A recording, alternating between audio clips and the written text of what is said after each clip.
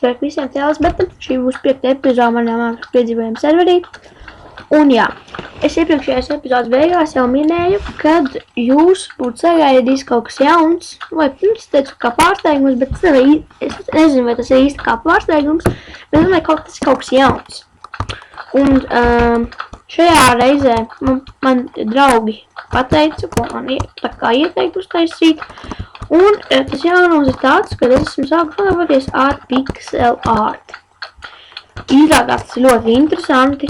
Jūs redzēsiet, kāds man iznākums.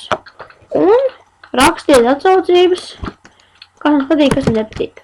Labi. Šī būs pirmais, mans roku debs. Šis ir Stone Pickaxe.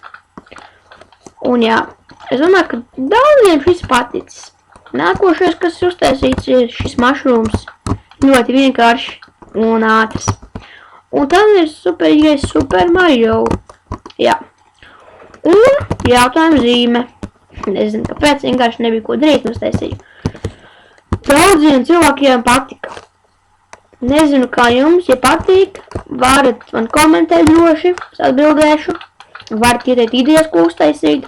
Un, protams, tad, kad jūs būsiet daudz labāks uzrakstījuši, tad jūs tiksiet manā serverī un varēsiet šo visu izbaudīt. Un jā, 6. epizodē būs vēl kaut kas aizraujošāks, un tad es jums patiešām apsolu, būs stipri garāks. Varēšu pateikt daudz ko jaunu par mājaslapu, kura iznāks jūnija laikam 2. nedēļā.